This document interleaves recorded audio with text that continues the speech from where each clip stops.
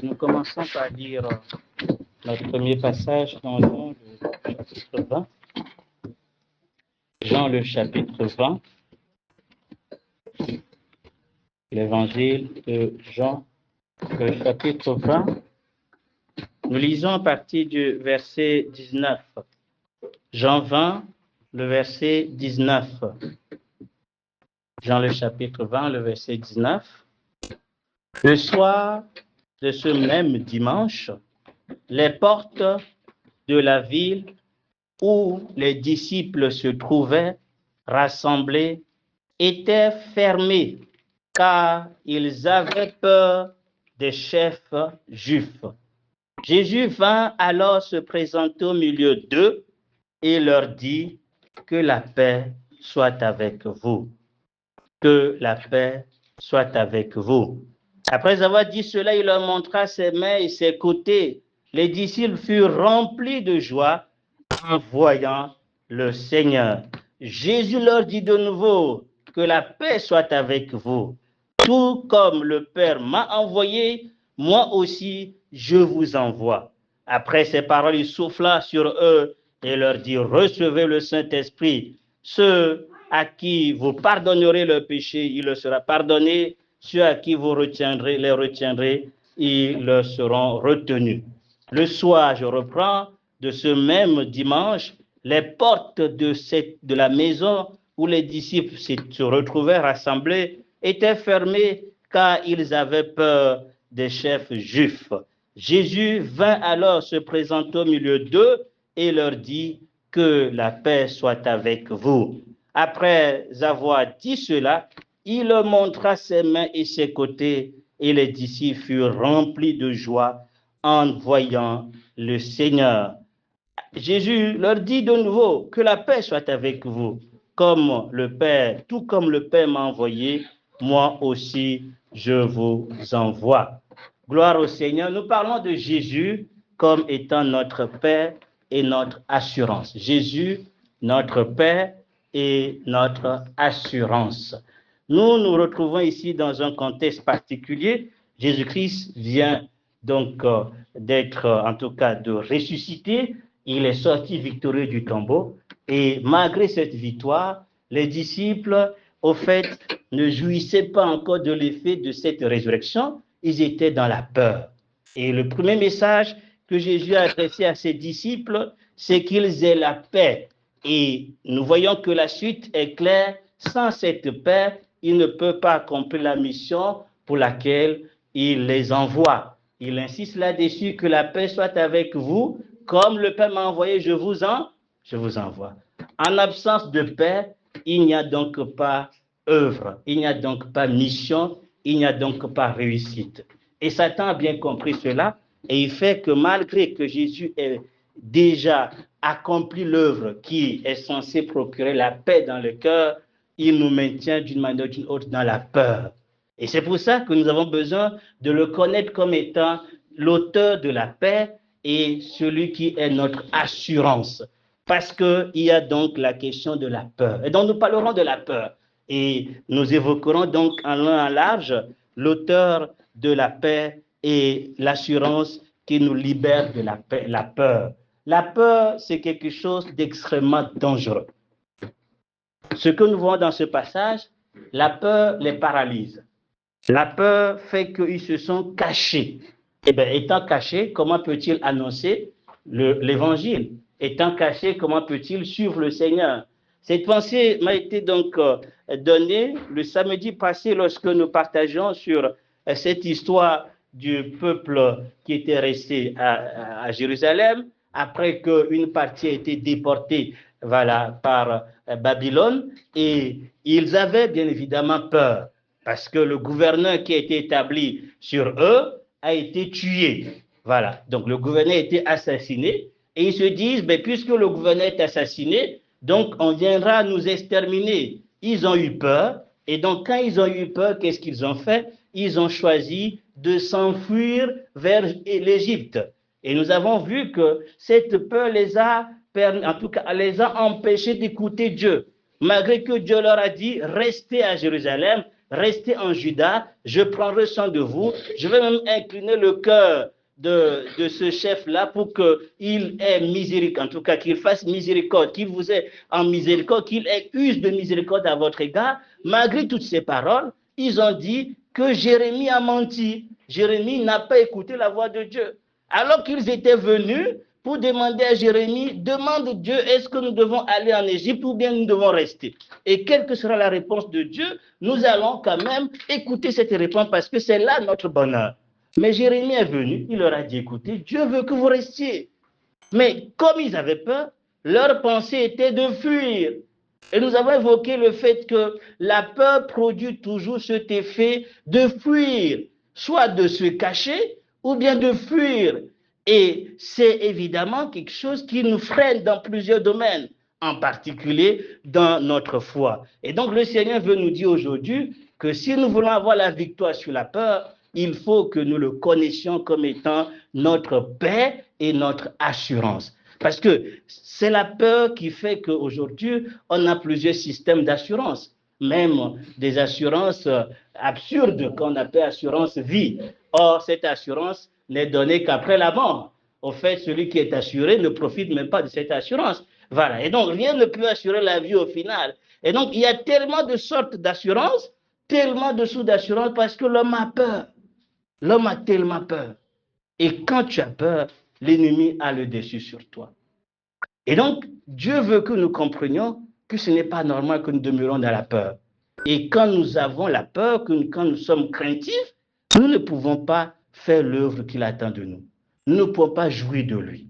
Et donc, il nous a donné la solution qui est Jésus-Christ. Et nous allons voir comment cette solution nous est donc accordée. Ce passage dit tout, mais je vais quand même lire d'autres passages pour qu'on puisse bien comprendre la portée de ce message.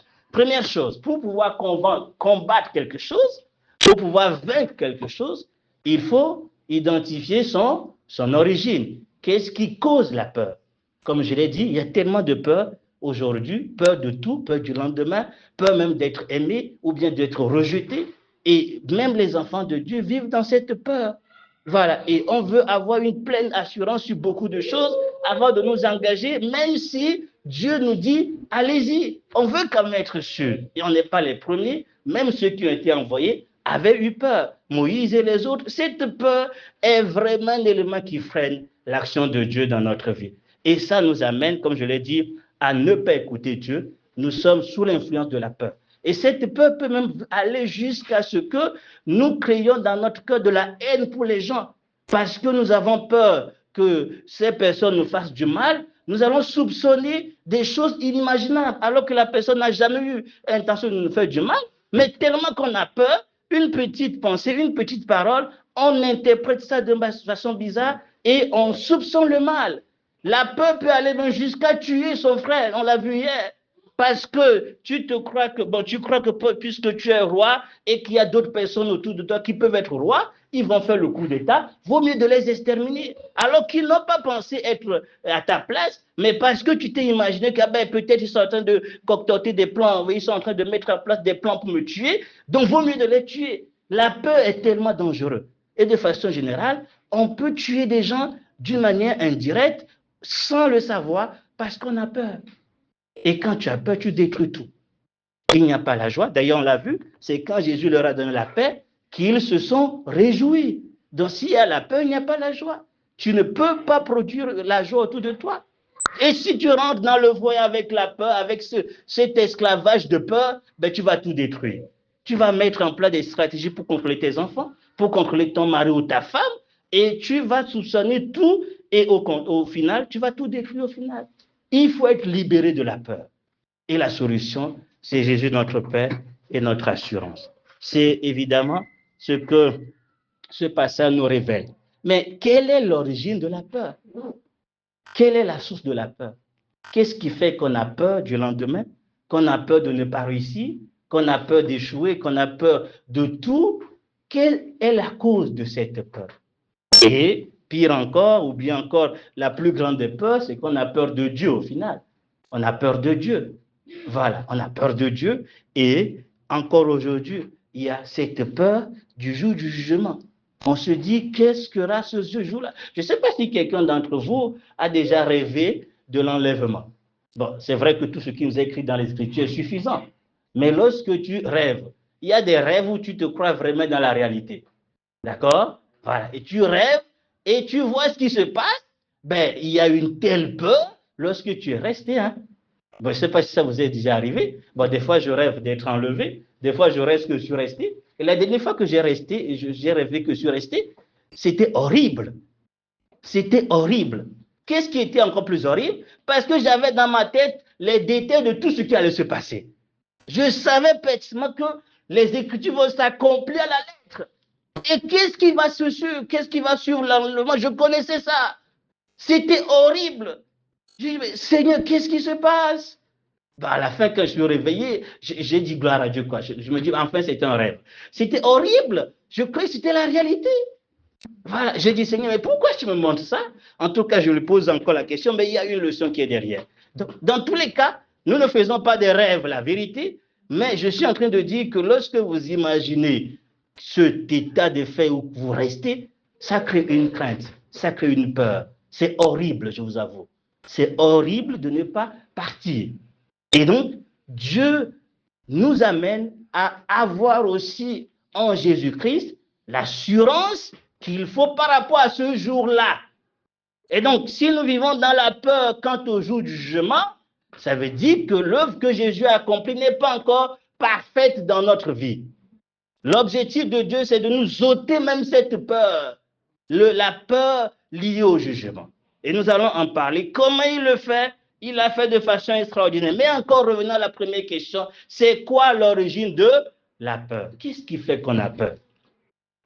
Qu'est-ce qui fait qu'on a peur? Qu'est-ce qui cause la peur? C'est quoi la source de la peur? Vous n'avez pas peur, vous? Ok, qu'est-ce qui vous amène à avoir peur? Le manque de contrôle? S'il y a un danger? Ok. Vous savez à quel moment, ou plutôt quelle est la première fois que l'homme a eu peur? Alors, on va revenir là-dessus, parce que pour combattre quelque chose, il faut savoir d'où ça vient et quelle est la solution qui a été apportée à ça. Donc, la première peur qui a engendré les autres peurs, ça vient de Genèse le chapitre 3. Genèse le chapitre 3. Et c'est pour ça que dans Jean, que nous avons lu, Jésus leur a montré ses côtes avant qu'il n'ait la joie. Pourquoi? Parce que la paix est communiquée au travers de la solution que Dieu a apportée au problème qui a engendré cette peur. Ce problème, c'est dans Genèse le chapitre 3. Il nous est dit ceci, nous connaissons bien le passage, à partir du verset 6. La femme vit que l'arbre était porteur de fruits bons à manger, agréable à regarder, et prêché pour ouvrir l'intelligence. Elle prit de son fruit et en mangea. Elle en donna aussi à son mari qui était avec elle et il en mangea. Leurs yeux à tous les deux s'ouvrirent et elles prirent conscience qu'elles étaient nues. Ils attachèrent les feuilles de figuier ensemble et s'enfilent des ceintures. Puis ils entendirent la voix de l'Éternel, Dieu, en train de parcourir le jardin vers le soir. L'homme et sa femme se cachèrent loin de l'Éternel au milieu du jardin, des arbres du jardin. Cependant, l'Éternel Dieu appela l'homme et lui dit, où es-tu? Il répondit, j'ai entendu ta voix dans le jardin et j'ai eu peur. J'ai eu peur. Pourquoi? Parce que j'étais nu. Alors je me suis caché. Alors, la peur est donc le premier résultat du péché. Avant que le péché n'entraîne le fait que l'homme soit chassé de la présence de Dieu, ça a commencé d'abord par la peur. Dès qu'ils ont péché, ça a crié en eux quoi? La peur.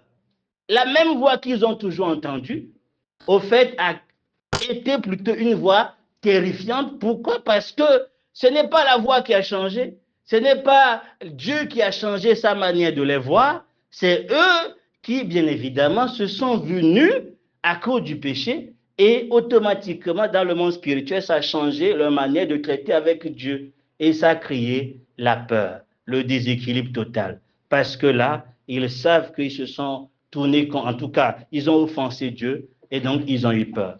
Le péché crée la peur. Et c'est à partir de cette peur que naît d'autres peurs. Et on a vu dans le contexte, quand vous lisez, on le connaît très bien, pour pouvoir essayer de camoufler cette peur, qu'est-ce que l'homme fait? L'homme commence à accuser Dieu. Et c'est ce qui est dangereux. La peur peut nous amener même jusqu'à nous opposer contre Dieu, à accuser Dieu.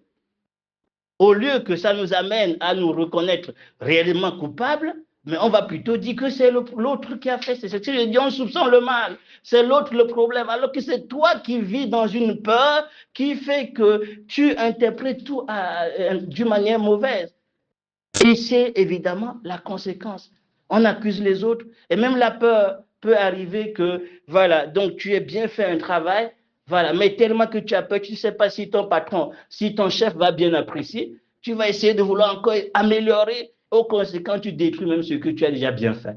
Parce que tu as tellement peur, tu n'es jamais satisfait, tu n'es jamais en paix par rapport à ce que tu as fait. Tu te dis, mais comment les gens vont m'apprécier? Tu as tellement peur de comment les gens vont te regarder que tu passes des temps dans tout ce qui est, voilà, appréciation de toi-même. Tu cherches à ce qu'on te dise de belles paroles et tu vis dans cette peur. Le problème ici, c'est le péché. Le péché a créé cette peur. Et conséquent, l'homme s'est caché loin de Dieu. Et encore aujourd'hui, c'est le cas. Quand l'homme a peur, au lieu de s'approcher de Dieu, il fuit Dieu. Au lieu de crier à lui, qu'est-ce que l'homme fait? Il se cache. Et comme je l'ai dit la dernière fois, aujourd'hui, il y a plusieurs moyens de fuir. J'ai peur du lendemain, j'ai tellement de soucis, j'ai tellement peur et en conséquence, on veut se noyer dans l'alcool, on veut se noyer dans les distractions, les films. Mais le problème, c'est que quand l'alcool finit, le problème est là. Quand tu finis de te distraire toute la journée, le loyer n'est toujours pas payé quand même. D'accord? Voilà, c'est toujours là. Il faut donc affronter la réalité.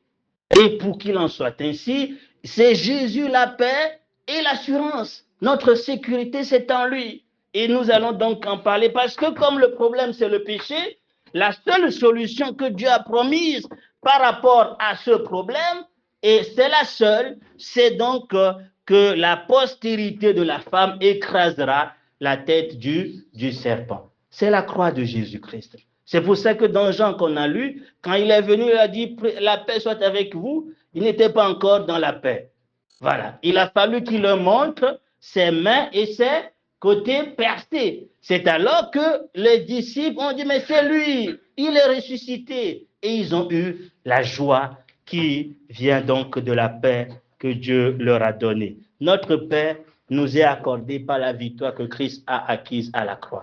Il n'y a donc pas d'autre moyen pour avoir la victoire sur la peur. C'est déjà d'avoir réglé le problème de la peur initiale. Si on a plusieurs peurs qui nous assaillent, il faut se poser la question, est-ce que ma relation avec Dieu est au clair? Si la relation n'est pas claire, s'il n'y a pas la paix avec Dieu, il est certain que la paix de Dieu ne sera pas avec nous. Il faut régler le problème de la peur initiale. Si elle est toujours là, s'il y a ce problème de la peur vis-à-vis de Dieu, si on a peur de Dieu, de sa voix, de l'entendre, c'est qu'il n'y a pas réconciliation avec lui. Il n'y a pas paix avec Dieu. Et croyez-moi, si on n'a pas cette paix avec Dieu, on ne peut pas avoir d'autre, en tout cas la paix en rien du tout. Tu peux chercher les mécanismes, on peut te conseiller de 1000 manières, il y aura toujours le problème de la peur. Tu es esclave de la peur. Pourquoi? Parce que déjà, tu n'as pas réglé le problème de la peur initiale en te réconciliant avec Dieu, en reconnaissant ton état et surtout en comprenant que c'est en Jésus que le problème a été réglé à la croix. Et au travers de lui, Dieu nous a libérés de sa colère. Parce que qu'est-ce qui crée cette peur? Parce que la colère de Dieu demeure sur celui qui n'a pas Jésus. Et donc, ça crée cette peur et on ne peut s'en libérer qu'au travers de la croix de Jésus-Christ. Mais si ce n'est pas le cas, il est certain que nous allons être esclaves de la peur et cela va aller en grandissant. Les gens meurent à cause de la peur, les gens sont tellement anxieux et donc plus une petite chose, voilà, ils ont tellement peur, ils n'ont pas la paix. Or, une des richesses extraordinaires que Dieu nous donne en Jésus, c'est la paix. Et pour qu'il en soit ainsi, il faut donc comprendre que de façon principale, c'est le péché. C'est le péché qui a créé la peur initiale, la peur vis-à-vis de Dieu. Et c'est aussi la peur, plutôt le péché, sous toutes ces façons qui créent la peur. Le péché par rapport au fait que je ne fais pas confiance en Dieu. J'ai peur de mon lendemain. Est-ce que je réussirai? Parce que je ne fais pas confiance en sa promesse. Conséquence, c'est un péché. Le fait de douter de lui, c'est un péché. Et vous savez, quand nous lisons l'histoire de Pierre, Pierre qui a dit à Jésus, si c'est toi, dis-moi, donne-moi ta parole pour que je marche sur les yeux et que j'aille vers toi. On nous dit dans le contexte qu'il y avait le vent qui s'abattait déjà contre la barque. D'accord? Avant qu'il ne voie Jésus marcher sur les eaux, il y avait déjà le vent qui était contraire. Mais malgré cela, Pierre a marché sur la parole du Seigneur. À quel moment Pierre a eu peur? À quel moment il a eu peur? Quand il a douté et surtout quand il a détourné, il a commencé à voir les vents et les tempêtes. Les vents et les tempêtes n'ont pas changé de volume, n'ont pas changé d'intensité. En tout cas, on ne nous en parle pas, puisqu'on dit qu'il y avait déjà les vents et les tempêtes. Mais qu'est-ce qui a changé? C'est son regard. Au début, quand Jésus a dit viens, il est allé en regardant Jésus. Mais quand il a commencé à regarder les vents et les tempêtes, conséquence, il a eu peur. Chaque fois que nous détenons le regard de Jésus, ça crée la peur. Parce que c'est Jésus qui a vaincu la peur. Et donc, si nous tenons le regard vers autre chose que lui, ben, la peur nous triomphe de nous. La seule personne qui a vaincu la peur, c'est Jésus. Et donc, si nous fixons nos regards sur lui, il nous donnera la victoire sur la peur. Mais quand nous regardons le vent lui-même, quand nous regardons les tempêtes, les événements, où nous regardons nous-mêmes, ou croyons que nous sommes capables par nos stratégies de vaincre la peur, nous allons être vaincus par la peur. Il est très important de savoir que le péché est l'origine de la peur. Si tu as peur, c'est qu'il y a un péché. Tu as manqué de confiance, tu as manqué de regarder celui qu'il faut regarder, tu t'es vu plus sage, tu t'estimes mieux et donc conséquent, tu as peur. Tu ne te maîtrises pas, tu ne maîtrises pas la situation parce que tu veux avoir la maîtrise de toi-même alors qu'il lui dit, confie-toi en moi. Qui est celui que tu regardes? Sinon, tu auras peur, tout simplement.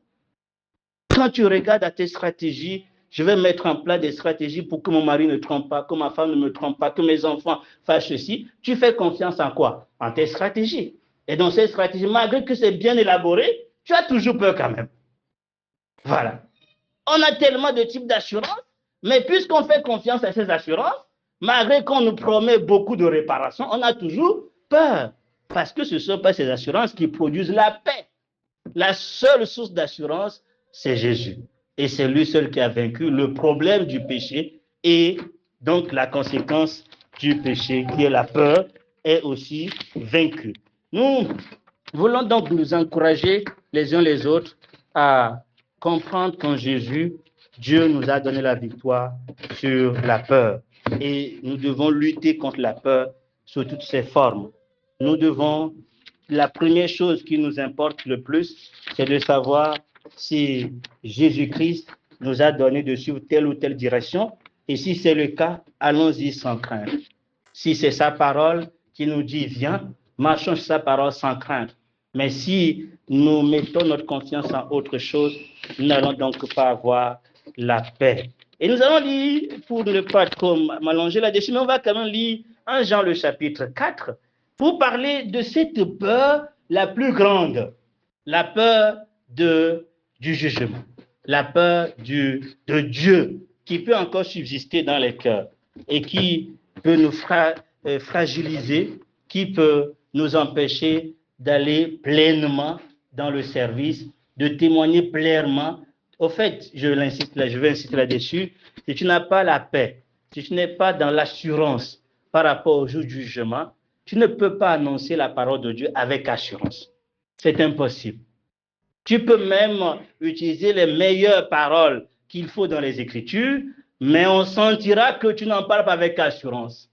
Ça va forcément être vu que tu es en train de répéter juste ce qui est écrit dans la parole, non pas ce qui est ta part, ce dont tu es réellement convaincu, ce que tu vis intérieurement. C'est pour ça qu'il ne faut pas essayer de vouloir camoufler cette peur derrière de belles paroles, derrière de beaux œuvres, de belles œuvres qu'on a pu faire. Il faut s'assurer qu'on n'a pas peur du jugement. Il faut en avoir la pleine victoire. Et pour cela, encore une fois, Dieu nous présente la solution. Et il faut que nous jouissions de cette solution et que chacun s'examine sincèrement. Est-ce que je suis en paix concernant le jour de l'enlèvement? Suis-je en paix lorsqu'on me dit qu'il revient? Suis-je en paix par rapport au jour du jugement? Ou bien il y a quand même une petite peur? S'il y a une peur, il ne faut pas essayer de l'ignorer. Chacun connaît son cœur. Si tu as peur de Dieu, peur de ce jour, il faut que cette peur te pousse à Dieu. Il faut que ce soit réglé une fois pour toutes. Je me rappelle, encore une fois, je crois que je l'ai dit plusieurs fois, quand j'étais au début de ma foi, on me disait, ou j'entendais les gens dire, ah oui, si Jésus vient aujourd'hui, ils iront au ciel. Et quand on pose la question, je dis, oui, je suis sûr aussi d'aller au ciel. Mais intérieurement de moi, il n'y avait pas cette paix. Il n'y avait pas cette assurance. Et je crois que je m'étais donc dans ma chambre dit, en jeûnant pour dire à Dieu, écoute, moi je n'en peux plus. Si je suis à toi, dis-le-moi. Si je ne suis pas à toi, il faut que je le sache. Je ne veux pas que ce jour me surprenne et tu me dis, je ne t'ai jamais connu. Ça, c'est le mot le plus horrible que quelqu'un entendra lorsqu'il croit connaître Dieu et qu'à la fin, il dit, je ne t'ai jamais connu. Et donc, s'il y a quand même cette peur que toi, tu as, il ne faut pas essayer de te cacher derrière ceux qui n'ont pas cette peur. Ceux qui disent qu'ils sont sûrs. Ne les suis pas en disant que toi aussi tu es sûr.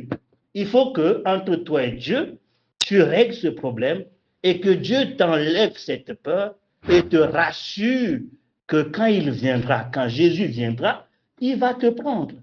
Parce que les Écritures nous donnent cette assurance et nous disent qu'il y a en réalité raison qu'un chrétien se glorifie de ce jour en disant qu'il est sûr de partir. C'est dans les Écritures. Si tu n'as pas cette assurance, il faut t'examiner. Laisse Dieu sonder ton cœur et cherche à accepter que ce problème soit réglé. Parce que si tu as encore cette peur qui est là, sois-en sûr que les autres peurs ne quitteront pas. Nous allons lire dans 1 Jean le chapitre 4. 1 Jean le chapitre 4, à partir du verset 7. 1 Jean 4 à partir du verset 7. Nous allons tout lire pour comprendre comment Dieu, au travers de Jésus, nous donne une telle assurance et une victoire sur la peur du jugement. Bien-aimés, aimons-nous les uns les autres, car l'amour vient de Dieu. Et toute personne qui aime est née de Dieu et connaît Dieu. Celui qui n'aime pas n'a pas connu Dieu, car Dieu est amour. Voici comment l'amour de Dieu s'est manifesté envers nous. Dieu a envoyé son Fils unique dans le monde, afin que par lui nous ayons la vie. Et cet amour consiste non pas dans le fait que nous ayons aimé Dieu, mais dans le fait que lui nous a aimés et a envoyé son Fils comme victime expiatoire pour nos péchés. Bien-aimés, puisque Dieu nous a tant aimés, nous devons nous aimer les uns les autres. Je m'arrête d'abord là pour dire une première vérité importante par rapport à l'assurance, par rapport à la paix que Dieu nous donne en Jésus. Nous l'avons dit, le problème, c'est le péché. Et ce passage nous dit que pour avoir l'assurance que ce problème est réglé, il ne faut pas chercher en soi-même. Il ne faut pas chercher à l'intérieur de soi. Ce n'est pas une question de sentiment pour savoir est-ce que le problème du péché est réglé ou pas. Ce n'est pas une question où je suis convaincu, je ne suis pas convaincu, je le sens, je ne le sens pas. Ce n'est pas une question en réalité que je trouve en étant tourné vers moi. La preuve que le problème est réglé, c'est une preuve qui est extérieure à moi. Cette preuve n'est pas en moi, cette preuve est en dehors de moi. C'est très important. Ça veut dire que quel que soit mon ressentiment, quelle que soit ma manière de voir les choses, ça ne change en rien que le problème est réglé. Parce que cette solution, elle est en dehors de moi. Dieu n'a pas dit, regardez en vous pour voir est-ce que j'ai réglé le problème du péché. Il a dit une chose simple. Je vous ai aimé et j'ai envoyé qui? Le Fils pour vous donner la vie. Donc, c'est la preuve de l'amour de Dieu, c'est le don du Fils. C'est le don de Jésus-Christ. Ce n'est pas quelque chose qu'on cherche en nous pour savoir est-ce que Dieu m'aime ou pas. Que tu le sentes ou pas, au fait, ce n'est pas ça qui va déterminer que Dieu soit amour. Dieu, lui, il est amour parce que quoi? Il a donné son Fils. C'est ce qu'on nous dit. La preuve de son amour et donc de la solution au problème, c'est que Jésus-Christ a été donné pour, dit-il, nous donner la vie. Au verset 9 et le verset 10 ajoute, pour être victime expiatoire pour nos péchés. Dieu a donné son Fils pour être victime expiatoire pour nos péchés et pour nous donner la vie. C'est ainsi que nous avons connu l'amour de Dieu. Comment je sais que Dieu est amour? Je le sais parce qu'il a donné son Fils qui s'est donné à la croix pour me sauver. Voilà la preuve de son amour.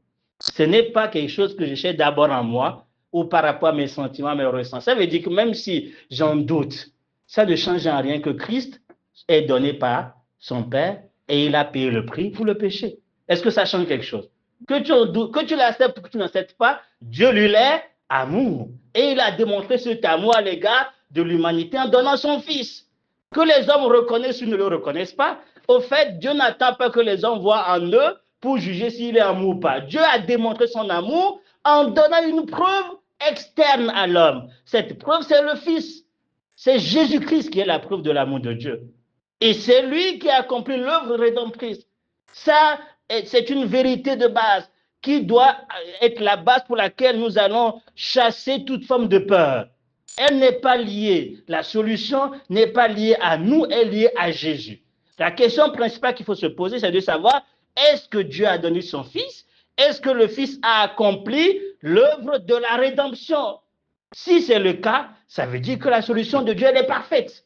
La victoire sur la peur, elle est certaine. Elle ne dépend donc pas de nous, elle dépend de l'efficacité de l'œuvre de Jésus-Christ. Voilà la première chose qu'il faut dire. La preuve que Dieu est amour, c'est qu'il a donné son Fils. C'est très important. Ce n'est pas que Dieu, les hommes changent. Ce n'est pas que les hommes acceptent Dieu. Donc la preuve, c'est que Dieu lui donne son Fils. Il l'a fait. Et donc, tristement, la victoire est certaine. C'est la base de notre victoire. Savoir que Dieu, il est amour et il a démontré au travers de l'œuvre de Jésus. Il a donné Jésus pour 3 raisons ici. La première raison, c'est que nous ayons la vie. La deuxième, pour qu'il soit victime expiatoire pour nos péchés. Et la troisième, nous allons le lire au verset 14, comme sauveur du monde. Le péché nous a entraînés dans la mort. Et c'est cette mort qui crée la peur. Le péché nous a entraînés dans la culpabilité parce que nous avons commis des péchés contre Dieu. Il y a plusieurs questions qui sont, j'allais dire plusieurs conséquences du premier péché. La première conséquence, on a parlé de la peur, mais cette peur n'est qu'une conséquence du fait que de façon spirituelle, il y a eu la mort. Il y a eu séparation d'avec Dieu, l'homme s'est caché. Donc, cette séparation, Jésus-Christ a été donné pour nous donner la vie qui nous introduit au fait en Dieu, qui nous donne d'être victorieux de la mort. Celui qui croit au Fils est passé de la mort à la vie. Voilà une première victoire qui nous est donnée. Mais le péché original a entraîné des péchés. Et donc le Fils s'est donné à la croix pour nous libérer de la culpabilité du fait que nous sommes coupables vis-à-vis de Dieu à cause des péchés. Et quand on ne comprend pas cela, on va croire que, évidemment, il faut faire des choses pour réellement être pardonné par Dieu. Et donc aujourd'hui, la peur du jugement est liée au fait qu'on a peur de ne pas être sûr si on est réellement pardonné ou pas. Est-ce que Dieu m'a vraiment pardonné de tout ce que j'ai eu à faire? Est-ce que c'est vrai, j'ai dit que j'ai prié, j'ai demandé pardon, mais est-ce qu'il m'a vraiment pardonné? Et donc ça crée une peur de dire, si ce jour me rappelle tout ce que j'ai fait, et il me dit, ben, tu n'as jamais été pardonné, mais c'est fini pour moi. Donc celui qui a peur du jugement, au fait, il n'a pas la paix du pardon de ses péchés. Il n'a pas la paix du pardon de ses péchés. Et ça crée cette peur. Je me rappelle d'une sœur bien-aimée que nous suivions qui, à cause du péché dans lequel il était tombé, je lui ai présenté la réalité puisqu'il reconnaît son péché, de croire au pardon du Seigneur, mais il me disait, non, je veux que Dieu me frappe. Je veux que Dieu me châtie. Voilà. On veut une preuve, quelque chose d'extraordinaire pour s'assurer qu'on a payé pour nos péchés, quoi. J'ai fait ceci, Dieu m'a frappé, et donc c'est fini. On a du mal à accepter cette vérité qui dit qu'il est juste et fidèle pour nous pardonner. L'œuvre d'expiation n'a pas juste expié nos péchés passés, ça a expié nos péchés présents et nos péchés futurs. C'est là la vérité profonde liée à l'œuvre de Jésus-Christ. Et donc, quand nous ne saisissons pas cette réalité et que nous cherchons en nous des preuves pour avoir la paix, nous n'aurons jamais la paix. La paix est extérieure. Elle vient du fait que nous croyons à ce que Dieu a fait pour démontrer son amour. Je disais qu'il y a une troisième chose que Jésus a faite. On nous dit pour nous sauver du monde. Il dit comme sauveur du monde. Parce que le péché, non seulement nous a entraînés dans la mort, on a besoin de la vie, nous a entraînés dans la culpabilité, on a besoin d'être pardonné, il a expié nos péchés. Mais le péché nous a entraînés dans la perdition. Nous étions perdus, totalement perdus. Esclaves du monde, esclaves de l'ennemi. Nous étions totalement perdus. Et la peur est liée au fait qu'on est perdu, qu'on ne sait pas ce qu'il adviendra demain. Je ne sais pas quel poste j'aurai, je ne sais pas est-ce que j'aurai un foyer, est-ce que j'aurai des enfants. Et donc il y a cette peur de l'incertitude, on est perdu. Et donc celui qui est perdu déjà vis-à-vis de Dieu ne peut qu'être perdu dans tout. Et donc le monde est perdu. Et Jésus-Christ vient pour nous rassurer, nous garantir et nous sauver de la perdition, pour nous donner un avenir certain, pour nous donner une certitude. C'est pour ça qu'il est la source de la paix, il est la source de l'assurance. Et c'est en lui que nous avons l'assurance de l'avenir, l'assurance de toutes choses. C'est pour ça qu'il ne s'agit pas d'avoir toutes les garanties que demain ira bien avant d'avancer. Il faut juste avoir la parole du Seigneur qui dit, vas-y, je suis avec toi. Tu ne connais pas ce que sera demain. Tu ne connais pas comment ça sera dans ton mariage ou dans tel poste. L'essentiel pour toi, on l'a dit la dernière fois, c'est d'avoir Jésus comme appui. Est-ce qu'il m'a dit d'aller? Est-ce qu'il m'a dit de prendre ce boulot? Est-ce qu'il m'a dit de faire cette étude ou bien d'aller avec le peu de diplôme que j'ai? Est-ce qu'il m'a dit, va te marier? Si c'est le cas, ben tu y vas. Tu ne calcules pas comment ce sera le lendemain parce qu'il dit, c'est moi qui ai ton assurance. C'est moi qui t'assure le lendemain.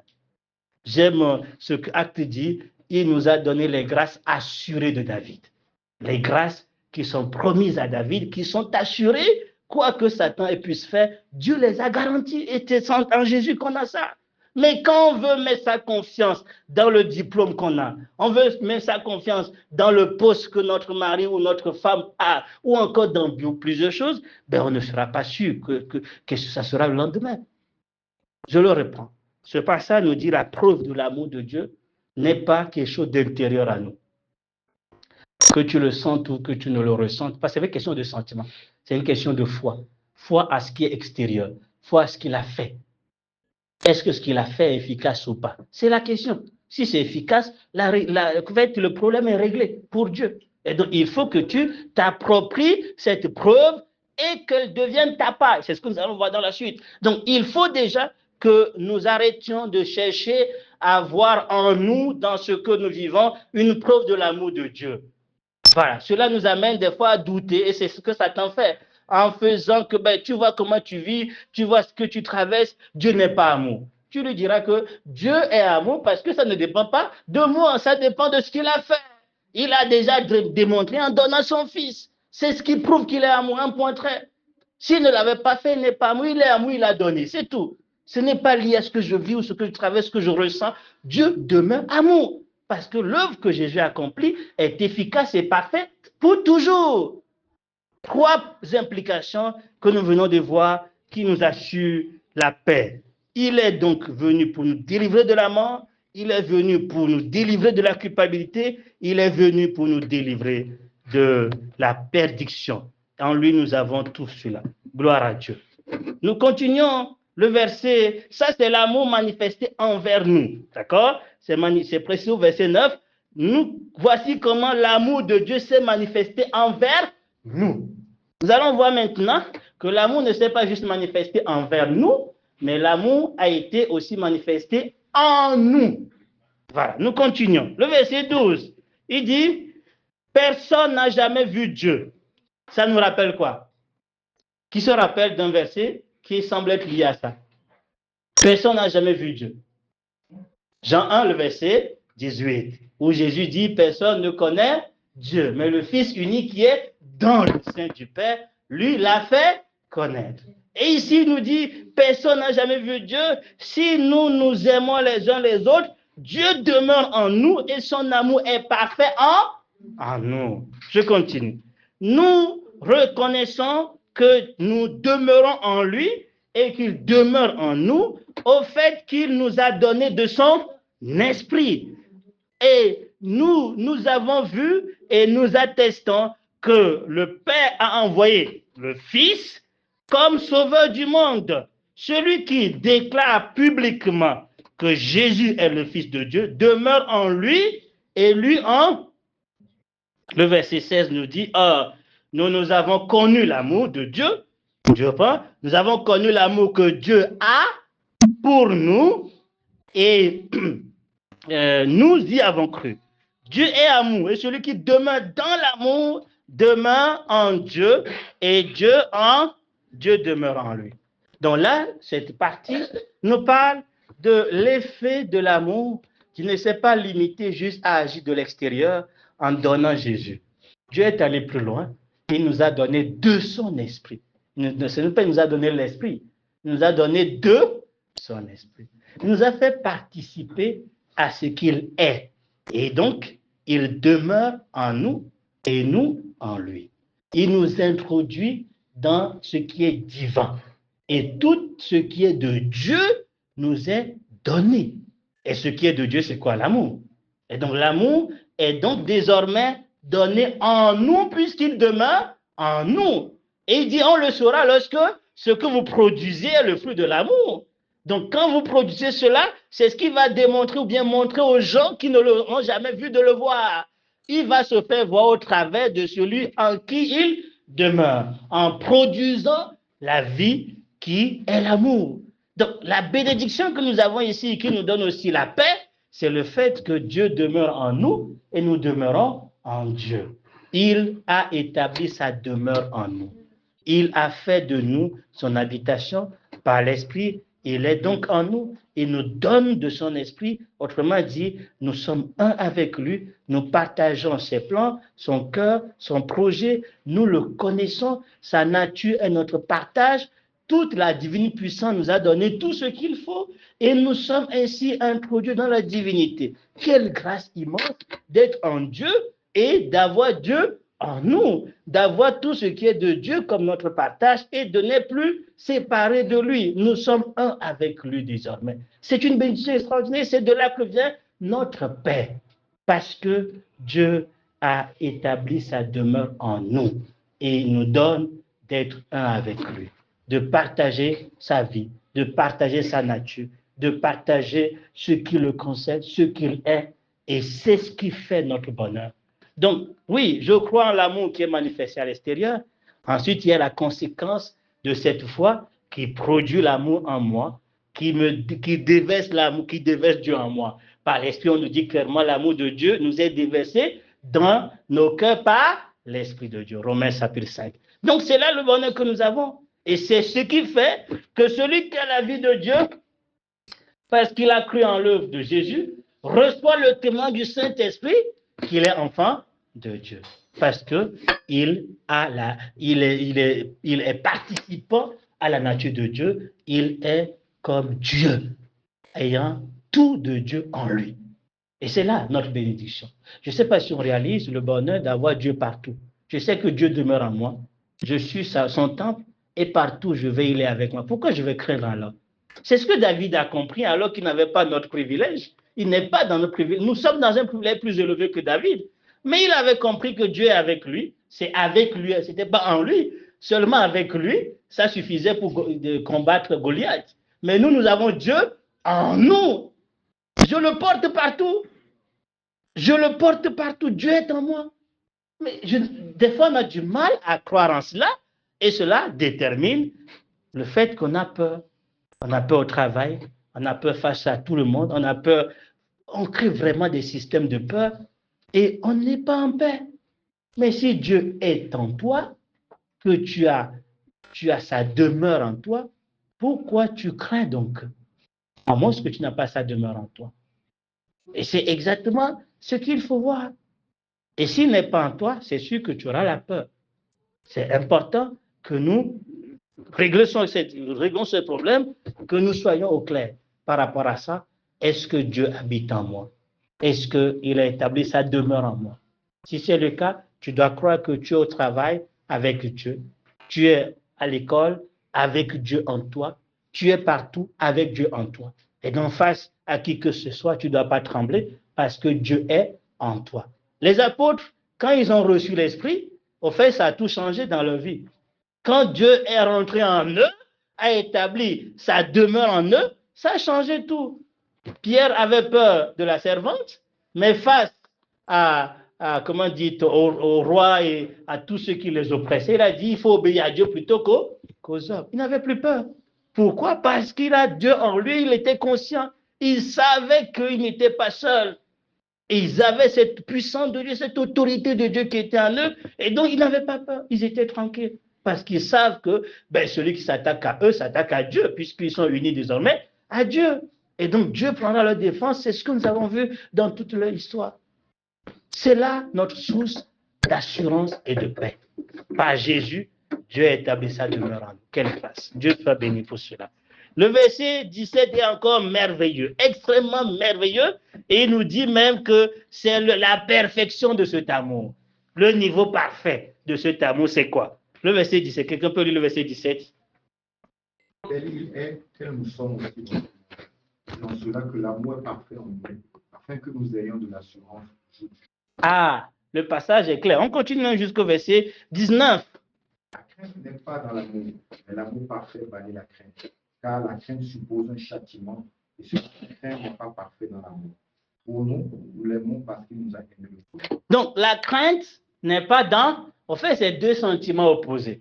Si tu aimes ou bien tu sais que tu es aimé par quelqu'un, devant la personne, au fait, tu baisses toutes les gardes, quoi. Tu ne calcules même pas parce que tu sais que cette personne-là t'aime. D'accord? Tu sais que la personne t'aime quand tu es devant. Mon fils, quand il est devant moi, il n'a pas peur, il ne calcule pas. Mais oser le toucher, il va crier tout de suite. Parce qu'il n'a pas peur, il a peur de vous, mais il n'a pas peur de moi. Voilà. Il peut beau crier, mais quand moi je viens, il est calme. Pourquoi? Parce qu'il sait que je l'aime.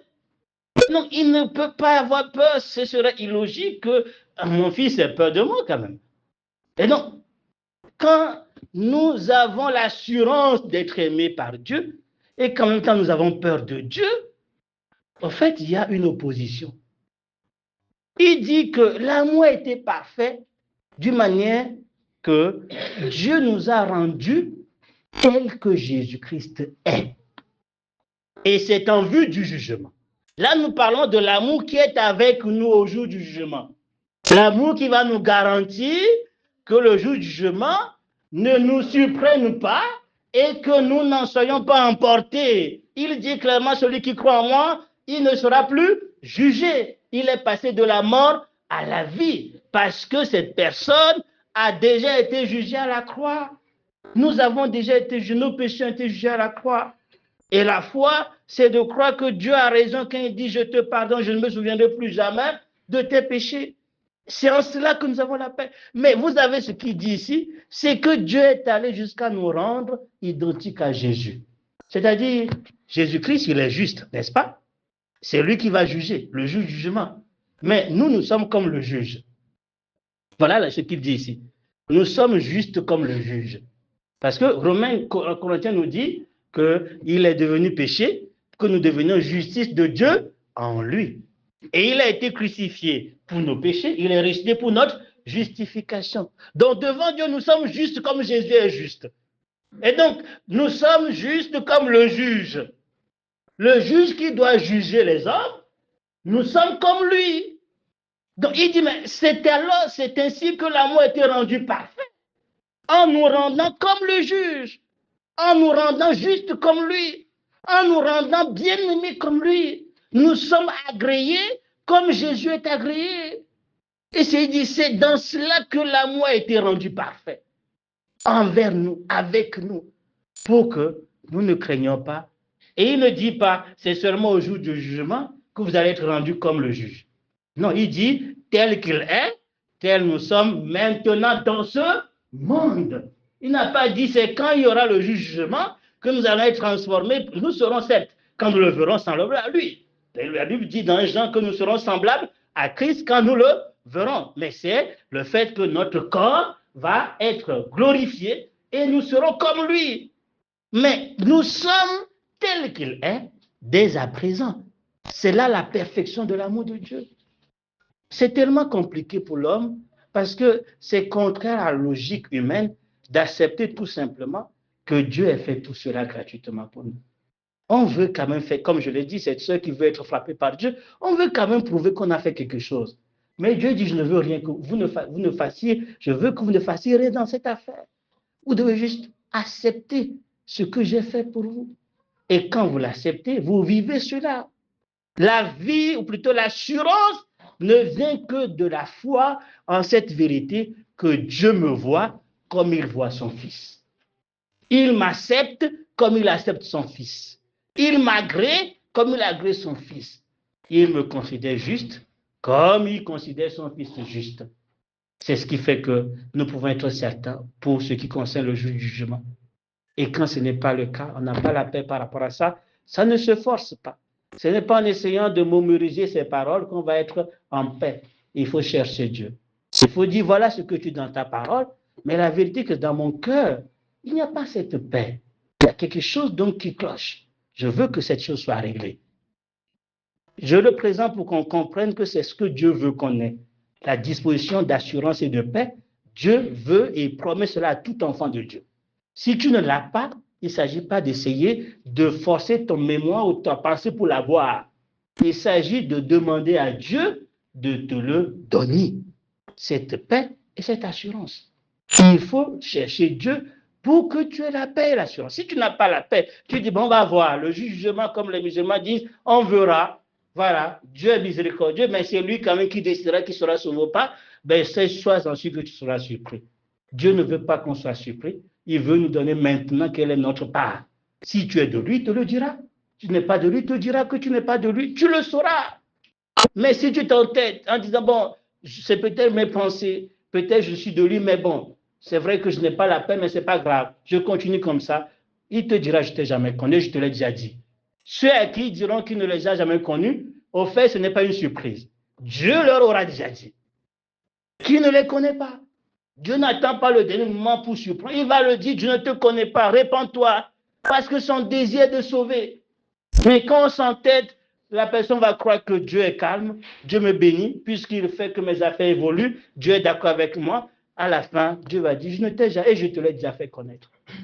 Donc, si on n'a pas cette paix, il faut chercher Dieu jusqu'à ce que la paix soit notre partage, jusqu'à ce que l'assurance soit notre partage. Vous savez, je vous ai dit que j'avais entre-temps ces questions et j'ai cherché Dieu, j'ai eu la paix, mais chaque fois qu'il y a un trouble, chaque fois qu'il y a ce rêve, j'ai eu ce rêve par exemple, je n'ai pas dit, bon Seigneur, c'est bon, c'est juste un rêve. Je suis parti devant Dieu pour dire, mais qu'est-ce que ça veut dire là? Qu'est-ce que tu es en train de me dire? Qu'est-ce que je ne comprends pas dans cette affaire? Il ne faut pas jouer avec cette question d'éternité. Il faut chercher cette paix. Et cette paix, c'est en Jésus. C'est Jésus seul. Et s'il faut que tu renouvelles plusieurs fois ta foi, il faut le faire. L'essentiel, c'est que tu ailles vraiment avec une assurance que Dieu te reconnaît tel que Jésus-Christ, que tu es identique à Jésus. Mais quand il t'a dit qu'il t'a pardonné, quand il t'a dit qu'il t'a bien évidemment sauvé, ne doute pas de cela. Parce que ça blesse son cœur. Comment on le sait? C'est le cas de Joseph. Ses frères sont venus, Joseph les a pardonnés. Ils ont vécu dans le pays des années, 17 ans, je crois. Et quand leur papa est décédé, ils sont venus voir Joseph pour dire, Joseph, papa a dit que tu dois pardonner tout ce que nous t'avons fait. Qu'est-ce que Joseph a fait? Joseph a pleuré. Joseph a dit, mais depuis tout ce temps-là, vous croyez que moi je vous en veux quoi? Je vous ai pardonné. D'ailleurs, ce n'est pas, vous avez pensé le mal, mais Dieu a changé son bien. Il y a des gens qui sont pardonnés vraiment, qui ont vraiment été sauvés, mais qui en doutent encore. Et qui, bien évidemment, blessent le cœur de Dieu, qui ne sont pas à faux dans le témoignage avec assurance, parce qu'ils ne sont pas certains de leur sort.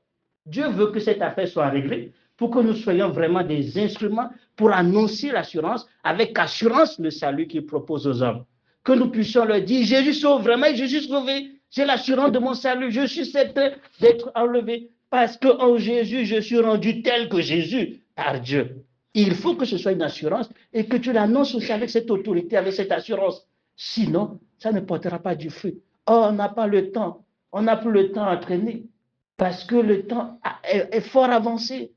On n'a plus le temps à traîner. Il faut qu'il y ait des serviteurs, il y ait des témoins qui se lèvent et qui annoncent, qui rendent témoin avec assurance. Et pour cela, il faut que déjà, nous qui entendons, qui avons dit que nous avons cru, réglons cette affaire des doutes et des inquiétudes, de la peur. Il faut que ce soit clair devant Dieu que nous sommes de lui. Le dernier point que je veux évoquer, c'est que le verset 19 ne dit pas nous devons aimer Dieu. Il dit quoi? Il dit quoi? Le verset 19, qu'est-ce qu'il dit? Qu'est-ce qu'il dit dans le verset 19? Est-ce qu'il dit nous devons aimer Dieu? Il dit quoi? Nous l'aimons.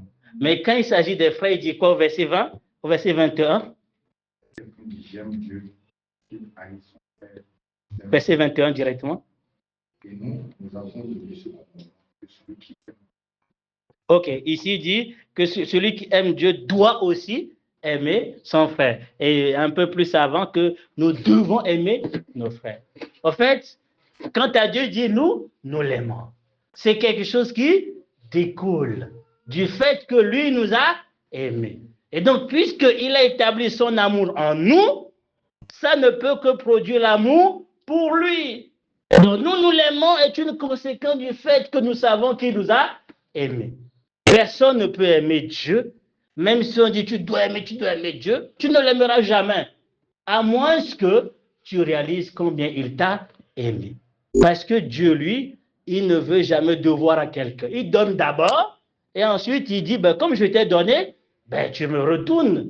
Il ne dit pas donne-moi, ensuite je te donne. Non, non, non. Il nous aime d'abord, et il dit, puisque je t'ai aimé, toi aussi aime-moi. Donc, c'est quelque chose qui découle. C'est une conséquence naturelle.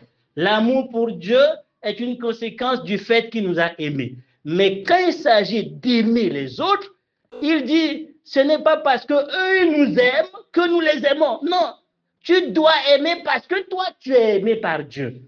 Tu n'attends pas qu'ils t'aiment pour que tu les aimes. Ton amour pour les frères ne doit pas être une conséquence de leur amour pour toi. Non, ton amour pour les frères doit être un amour qui découle de l'amour que Dieu a pour toi. Je ne sais pas si on comprend la différence. Parce que si nous attendons que l'autre nous aime, l'autre nous apprécie, l'autre nous pardonne, avant qu'on ne pardonne, ce n'est pas l'amour. L'amour dont qui nous demande de manifester, c'est un amour qui ne tient pas compte de l'amour de l'autre, qui n'est pas lié au fait que l'autre aime. C'est un amour qui vient juste du fait que je suis aimé. Et donc, c'est extrêmement important pour ceux qui veulent se marier, ceux qui sont mariés, de comprendre qu'on ne se marie pas pour être aimé. On marie parce qu'on sait qu'on est aimé de Dieu. Et donc, on veut aimer l'autre. On veut aimer l'autre. On veut supporter l'autre. Si on ne fait pas cela, que tu attends d'être aimé d'abord avant d'aimer, ton mariage ne tiendra pas une journée. Il faut que tu t'inscrives dans la pensée du fait que c'est à toi de venir pour aimer. non pas pour être aimé. C'est extrêmement important cette différence. Nous devons comprendre que notre amour pour Dieu ne vient que de la compréhension du combien il nous a aimés. Si tu aimes peu Dieu, c'est que tu as réalisé qu'il t'a aimé peu, ou bien il ne t'aime pas. Mais si tu réalises qu'il t'aime vraiment, tu l'aimeras beaucoup. Et quant aux autres, puisqu'ils sont de Dieu, tu ne peux que les aimer parce que tu aimes Dieu, tout simplement. Tu aimes Dieu puisqu'il t'a aimé, donc tu aimes tous ceux qui sont de Dieu, tous ceux qui sont des créatures de Dieu. Tu les aimes parce que tu aimes Dieu.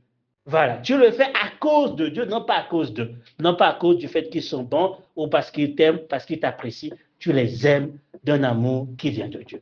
Que Dieu nous donne d'être victorieux de la peur.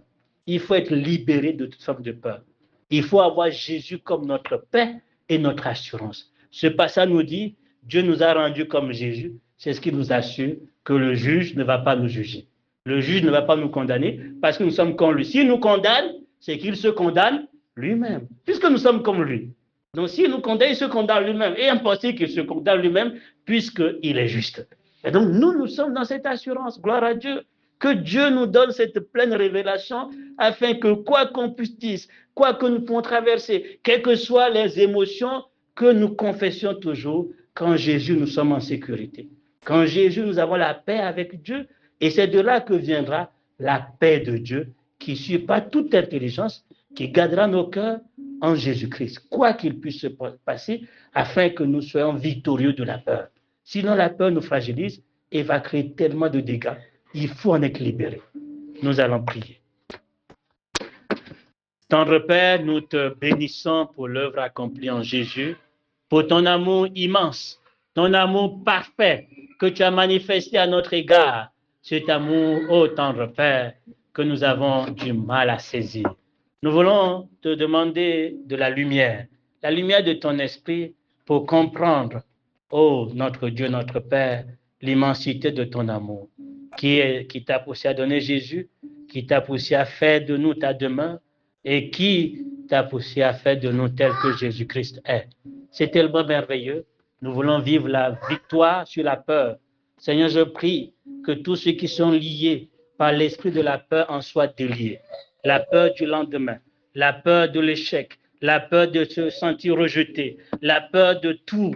Seigneur, je prie qu'au nom de Jésus-Christ, ces liens de la peur tombent, que nous soyons totalement libres, vivant dans la paix et dans l'assurance, quoi que nous pouvons traverser, car tu as promis que tu ne nous abandonneras pas. Que ton nom soit béni, tendre Père, au nom de Jésus-Christ. Amen.